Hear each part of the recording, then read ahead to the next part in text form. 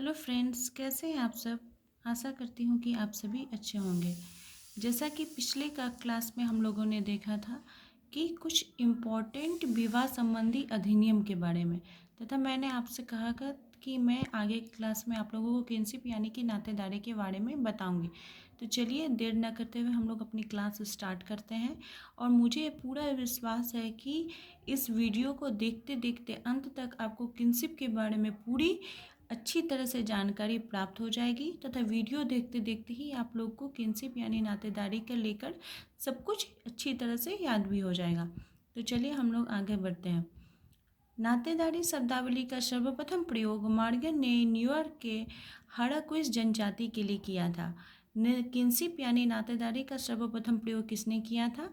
Morgan ने New York के हड़क्विस जनजाति के लिए किया था। फिर इसे विस्तृत रूप में अच्छी तरह से परिभाषित किया जीपी मर्डॉक ने। जीपी मर्डॉक ने कहा जिसमें व्यक्ति के आंतरिक बंधन शाखाकृत बंधनों से जुड़े होते हैं उसे किनशिप कहा जाता है। हम तो ये अच्छी तरह से जानते हैं कि हम कहाँ रहते हैं, परिवार में रहते हैं, समाज में रहते हैं, तो हम क्या करते हैं, एक दूसरे से आंतरिक बंधनों से जुड़े रहते हैं। ठीक है, लेकिन ये बंधन जो है वो एक शाखाकृत बंधनों के रूप में रहता है, यानी चेन के रूप में बना हुआ रहता है। इसे परिभाषित किया था जीपी मर्डॉक ने। जीपी मर्डॉक ने फिर किनशिप को दो प्रकार से बांटा था। पहला था रक्त संबंध पर आधारित, दूसरा था विवाह संबंध पर आधारित। रक्त संबंध पर आधारित हम लोग जानते हैं कि माता पिता तथा उनके बच्चे इसके अंतर्गत आते हैं।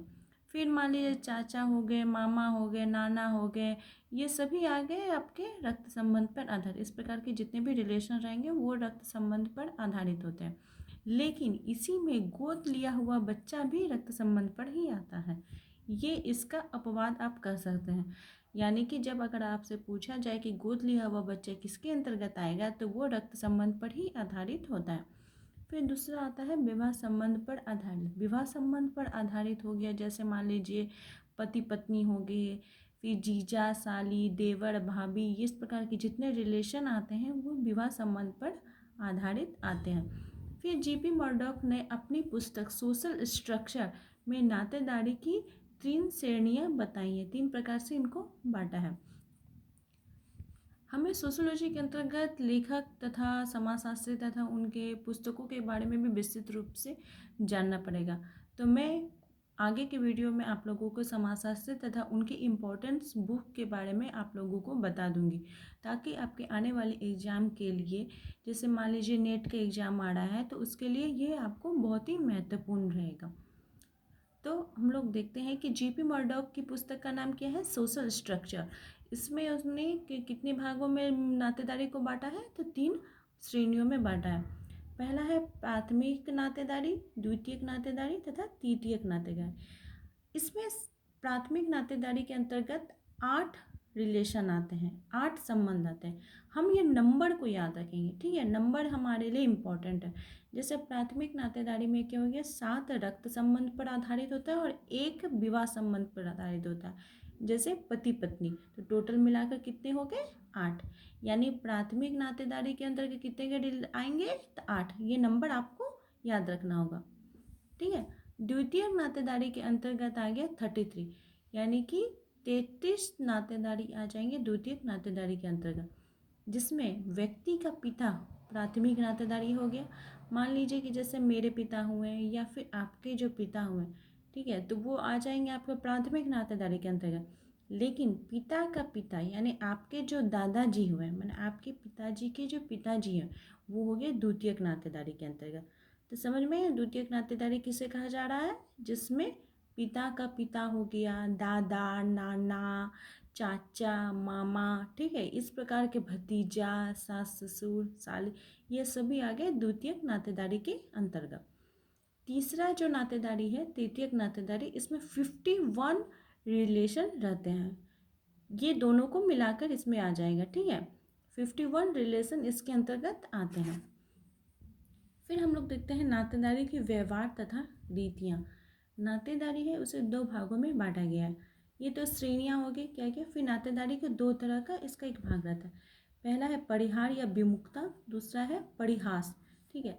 परिहार या विमुक्ता एक ही शब्द के 2 अलग अलग रूप हैं, ठीक है। परिहार या बोले या विमुक्ता बोले, उसका एक ही अर्थ होता है। परिहार का अर्थ होता है सामाजिक दूरी बनाए रखना, ठीक है, जिसको कि हम लोग याद रख सकते हैं रिस्पेक्ट के रूप में। मान लीजिए जैसे ससुर हुए, ठीक है, ससुर को क्या किया था, रिस्पेक्ट दिया था। सास को क्या किया था, रिस्पेक्ट दिया जाता है। तो आ जाएगा आपका परिहार या विमुक्ता के अंतर्गत। पुत्र वधू, ठीक है, सामाजिक दूरी बना के रखा जाता है, जेठ से सामाजिक दूरी बन के रहता है, तो ये सब आ जाएगा परिहार या विमुक्ता के अंतर्गत। दूसरा आ जाता है परिहास। परिहास यानी कि मजाक का रिश्ता, जिसमें जीजा साली हो गए, देवर भाभी हो गए, तो ये सब भी आपका नातेदारी के अंतर्गत ही आएगा। और ये किसके अंतर्गत आएगा, परिहास के अंतर्गत। चलिए हम लोग फिर आगे देखते हैं। हम लोगों ने क्या क्या देखा है इसके अंतर्गत, कि नातेदारी शब्दावली का सर्वप्रथम प्रयोग किया था मार्गन ने। किसके लिए किया था, न्यूयॉर्क के हड़ाकुश जनजाति के लिए। फिर जीपी मर्डॉक ने इसकी विस्तृत परिभाषा दी, जिसमें उन्होंने कहा कि जिसमें व्यक्ति के आंतरिक बंधन शाखाकृत बंधनों से जुड़े होते हैं उसे नातेदारी कहा जाता है। फिर उन्होंने इसे दो भागों में बांटा, रक्त संबंध पर आधारित, विवाह संबंध पर आधारित। रक्त संबंध पर आधारित में गोद लिया हुआ बच्चा भी आता है। फिर जीपी मर्डॉक ने नातेदारी को 3 श्रेणियों में बांटा। तो वो हमें जानकारी किससे मिलती है, उनकी पुस्तक सोशल स्ट्रक्चर से मिलती है। फिर प्राथमिक नातेदारी के अंतर्गत 8 रिलेशन आते हैं, ठीक है। द्वितीयक नातेदारी के अंतर्गत 33 रिलेशन आते हैं। तृतीयक नातेदारी के अंतर्गत 51 रिलेशन आते हैं। फिर नातेदारी या व्यवहार या रीतियाँ जो हैं वो 2 प्रकार की होती है, परिहार या विमुक्ता, दूसरा परिहास, ठीक है। फिर इसको ही हम लोग आगे बढ़ाते हुए इसके और आगे कुछ रूपों को देखते हैं। नातेदारी के अंतर्गत ही माध्यमिक संबोधन का भी प्रयोग किया गया है। माध्यमिक संबोधन का सर्वप्रथम प्रयोग टॉयलर ने किया था। नातेदारी शब्द का सर्वप्रथम प्रयोग किसने किया था, मार्गन ने किया था। इसे परिभाषण किसने दिया, जीपी मर्डॉक ने किया। और माध्यमिक संबोधन जो कि नातेदारी के अंतर्गत आता है, इसका सर्वप्रथम प्रयोग किसने किया था, टॉयलर ने किया था। तीनों आप लोगों को अच्छी तरह से याद हो गया होगा। तो माध्यमिक संबोधन यानी बीच का संबोधन, बीच का संबोधन जैसे गौड़ी के पापा हुए, तो गौरी के पापा नहीं होंगे, तो मैं बता रही हूँ कि जैसे देखिए कि आप अपने घर में देखे होंगे कि आपकी मम्मी आपके पापा को आपका नाम लेकर बुलाती होगी। मान लीजिए आपका नाम हो गया राम, तो बोलती होगी कि राम के पापा सुनिए, ठीक है। उसी प्रकार से है, जैसे मान लीजिए किसी का नाम गौरी हुआ, तो उसकी मम्मी उसके पापा को बुलाते होंगे गौरी के, मतलब अपने हस्बैंड का डायरेक्ट नाम ना लेते हुए गौरी के पापा, राम के पापा, इस प्रकार से करके बुलाते होंगे। जैसे संगीता के पापा हुए, उस प्रकार से, ठीक है। तो ये आ गया माध्यमिक संबोधन के अंतर्गत, ये भी आपका आ जाएगा नातेदारी के अंतर्गत। फिर हो गया मातुल्य। मातुल्य यानी कि माँ की संपत्ति पर अधिकार।